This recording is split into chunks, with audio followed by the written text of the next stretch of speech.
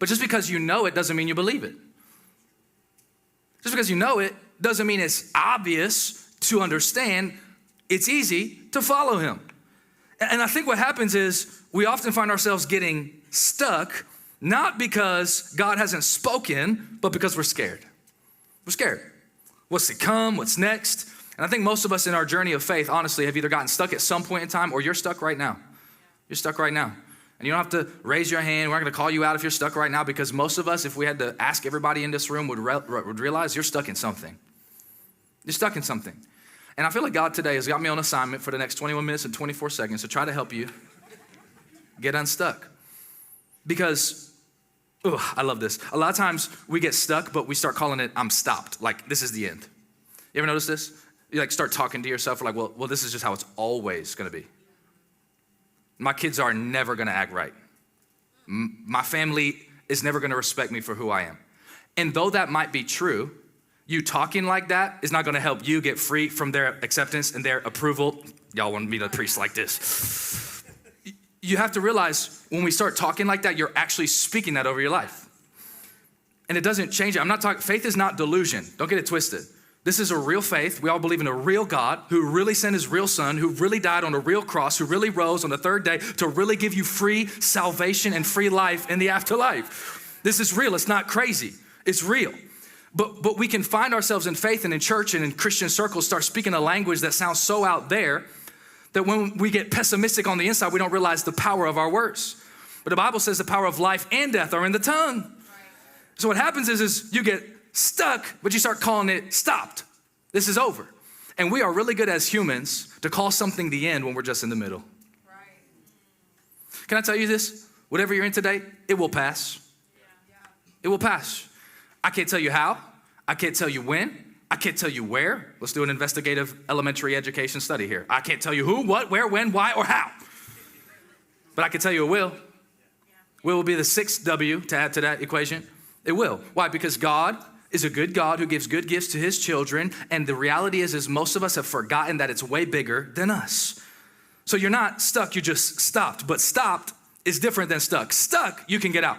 Listen, stuck, you can figure out what is ahead. And if you let your life enough, and you get stuck enough, and you start speaking so negatively about your situation, you start speaking so negatively about where you're at, you will allow yourself to become stopped, even though there's not an external thing stopping you. Can I preach to you for a second? The devil can't stop you. He can't. He can convince you to stop you. Woo. He has no power over you. If you have followed Jesus, if you've given your life to Jesus, the devil has no power over you. The enemy cannot stop you. Hello? The enemy cannot stop you. Only you can stop you. And that's what's going on in Judges chapter 6 with Gideon. The Israelites are in the wilderness trying to get into the promise that God gave over their life, spoke over their life. And if God spoke a promise, it will come to pass. But they can't get there because they get in this stuck cycle where they remember God saved them. Then they forget about God, start worshiping false idols, find themselves in a pit, and then say, oh God. Can we relate? Let's be real in this church. It's not an Israelite's problem. This is a me problem. Oh God, you brought me out of this. And the thing I prayed for, I began complaining about. And the thing I've been complaining about, I start fussing even more about. I stop working it. I stop doing the thing. And then I go back to God and I say, God, I need you to fix this. Right. I'm not stopped. I'm stuck. And in Judges 6, they're in a stuck cycle. And God decides to show up to hear the Israelites because God is that good that he's like, I'm going to get you out the cycle. But I'm going to come to a man named Gideon. And Gideon, is stuck. How do I know he's stuck? Because he's threshing wheat in a wine press. Look at verse 11. Watch this. The angel of the Lord came and sat down under the oak in Ophrah that belonged to Joash, where his son Gideon was threshing wheat in a wine press. Now, if you don't understand this, you don't thresh wheat in a wine press. You press wine in a wine press. Woo, hello. I mean, sometimes the Bible's just like, read it for yourself. You don't have to understand. You don't have to be a theologian. You don't have to be a scholar. I mean, it pretty much breaks the word down. Wine press wine. I mean, that's what we're going to do. But if you're threshing wheat, hear me, it's an enclosed environment in a wine press and it's underground. When you thresh wheat, you should be doing that above ground and throwing it in the air. Here's my first observation for you. When you see this, you have to recognize he's doing something that's still productive, but it's not in its purpose. Wow. That's good. See, you can be productive in life and not be in your purpose. You can do something long enough and think it's what God called you to do and forget about the thing God called you to do.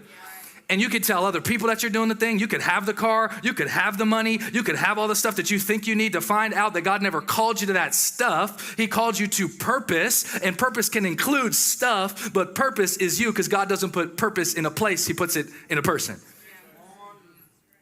So he's being productive. He's still getting his job done. But it says he was hiding from the Midianites because this Bible tells us that the Midianites would come over the valley every time harvest season was ready for the Israelites like a swarm of locusts and would take all their crops. And so all of a sudden they would be hiding because they wanted to keep their crops for themselves, and they got so used to it. Gideon is like, well, if this is all I got to do, this is all I got to do. I'll thresh wheat in a wine press. And how many of you know? He probably didn't realize he was stuck. He did. He was like, oh, I'm doing my thing. I'm being productive. I'm doing what God's called me to do. And the angel of the Lord came in, sat down under the tree. I love this. God doesn't come to shout at you when you're stuck. He comes to sit with you. Yeah, that's good. See, a lot of us think God's coming down with the hammer and be like, you idiot, get out of here. No. He doesn't do that. That's you talking. That's your past talking. That's people who are mean in your life talking. I'm not like making light of that situation. I'm letting you know God does not speak like that to his children. He comes to sit with you. And that the word sit in the Hebrew, what that Bible word right there, sit at the tree, is not just like he plopped down. No, it says he stayed for a while. Yeah, that's good. And he has a conversation with Gideon. I love this. And what does he say? He starts by saying, the Lord is with you, mighty warrior. And he's in a wine press. He's in a wine press, but God's calling him a warrior. Okay, cool then. So if God's calling him a mighty warrior, but he's threshing wheat in a wine press, he's out of his purpose. Watch this. God doesn't call him by his place. He calls him by his purpose. He's reminding Gideon, I know this is how used to this you've gotten. I know that you've been stuck here a little while, but I don't want you to think that just because this is the label that you're in right now is the label that I gave you. I didn't give you this label. I didn't say you had to hide down in the pit. No, you put yourself here because you were afraid and you forgot that this enemy has already been defeated because I'm the Lord your God. So he's doing something productive, but he's not in his purpose. And watch his response. He says, but pardon me, my Lord. If the Lord's with us, why has all this happened to us? Where are all his wonders that our ancestors have told us about when they said, did not the Lord bring us out of Egypt? But now the Lord has abandoned us and given us into the hand of Midian. First off, how are you going to address God from your situation like he can't see everything? Don't we do that though? Woo. God shows up in our situation and we act like he has not seen every little detail. Right. Every little thing we've been carrying. Every little thing, and he's like, I made you, I know, huh? You're like, I'm insecure. He's like, I know. like this is who he is. And what's happening though is Gideon's letting where he's sitting shape how he sees God. You're looking up from a wine press underground to an angel who's just shown up to you because you've gotten so comfortable outside of your calling.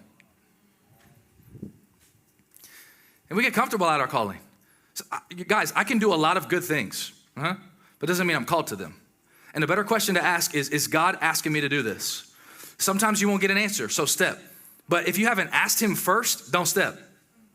Because you will find yourself trying to get back in this unstuck cycle when you step out of what God's called you to do without consulting God. Y'all, I'm preaching good. Help me preach. Come on. See, but that's the location problem. That's the first thing I want to give you if you're taking notes. Location. Write it down. I'm going to fly through this. Don't you worry.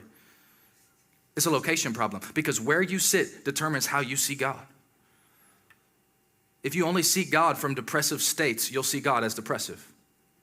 You've got to do it in the highs and the lows. And vice versa. If you never talk to God when you're going through it, you're going to think that God's like a genie who, when you snap your fingers, he's going to give you everything you need. Right. That's not how he works. I wish he did sometimes, but that's not how he works. No, because the location that you're in matters. And you can't just change a location. You can't just rip a label off and put it on something else. You cannot just take that Toyota logo off your car and put a Lambo thing on it and call it a Lambo. You can't. The location, I mean, and I've seen crazy stuff. We lived in Washington for a while. They didn't have like state inspections or anything, and people just do crazy stuff to their car. I'm like, you can't do that. You can't just put on like an actual mirror from Walmart as your side mirror. That's not how this works. But can I tell you how foolish that sounds? That's how we look with our lives when we try to do stuff outside the call that God has placed on your life. You're trying to run around with a side mirror that looks like a full body mirror, and God says, I didn't ask you to do all that. Oh, I'm preaching. It's your location. The location that you're in determines what you see about God. You're threshing wheat in a wine press and you're asking God where he's at. That's a crazy question. God, where you been? He's like, you underground, dude. You're not in your purpose. You're out of it. But watch, it's because he got obsessed. He said, the Lord has abandoned us and given us into the hand of Midian. What are you saying, Pastor? I'm trying to tell you this. Whose hand do you see yourself in? Are you in your boss's hand? Are you in your spouse's hand? Are you in your children's hand, or are you in God's hand? Because if you're in God's hand, then it doesn't matter what other people say about you. It doesn't matter what they think about you. It doesn't matter the way they treat you. Don't take no and just get walked over. But if you're in God's hand, God can get you out. He said, we're in Midian's hand. And God said, who told you that? I never told you that. Oh, I love God because he says this. Just go in the strength you have. Go in the strength you have. That verse spoke to me so clearly because I think a lot of the times we try to go in the strength we don't have. Yeah. Social media doesn't make this easy, by the way. You're like, oh, well, they got it like that, so I should have it like that. You don't know what kind of debt they're in so that they can post an Instagram highlight reel. I'm going to be real up in this church today. People are going backwards and you want to look like them. Don't get it twisted. It's important that you recognize that you go in the strength you have. Because the Lord says, am I not sending you?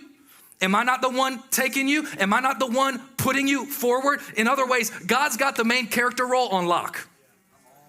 You're not the main character to this story. Leave the main character energy to God. How can I go? How can I go? Where you been, God? He said, I'm God. Why are you asking that question?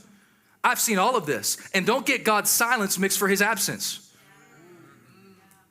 I don't have time to preach for 6 hours today, but if I could, I would tell you about in the book of Daniel, where Daniel prays to the Lord when he's under severe persecution and he doesn't get an answer from God for weeks. But when the angel shows up to speak to him, he said, on the moment that you first spoke, we heard. So that means, well, if I haven't got my answer yet, keep praying. God doesn't work on Amazon Prime status. He's not same day delivery.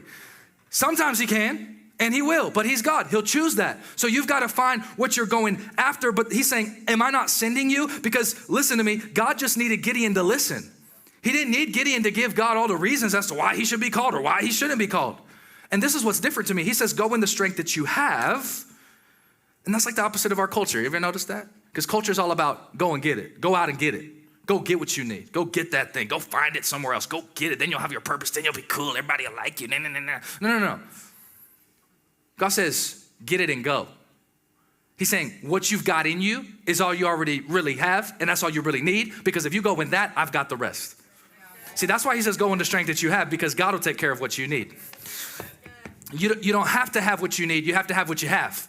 You got dealt some cards, play with those cards. You don't need to go purchase another deck. You don't need to go try out Baskin-Robbins, all 31 different flavors. You just need to go in the strength you have. And I came to tell somebody at Piedmont today, go in whatever it is that you got. Raise those kids with what you got. Pay those bills with what you got. Serve God with what you got. Show up to church with what you got. Cry in the car alone with what you got. But God is hearing you. Do not try to go in what you're not. It's imposter syndrome. We all face it. To think that we need to be a certain kind of way, act a certain kind of way, do a certain kind of thing in order for God to love us, bless us, and use us. But it's not what he says. He says, go on what you got. Not go on what you're not. It's not about what you're not. It's about what you've got. Hey, thanks so much for stopping by my YouTube channel. I pray you were encouraged and blessed today. Before you go, would you like this video? Share it with somebody else. Let them know about it. Leave me a comment. Let me know what God spoke to you today or a way that I could be praying for you in the days ahead. And last but not least, subscribe to this channel so you don't miss out on any new content that I release. Hey, God bless you. I'm praying for you, and I look forward to seeing you back here really soon.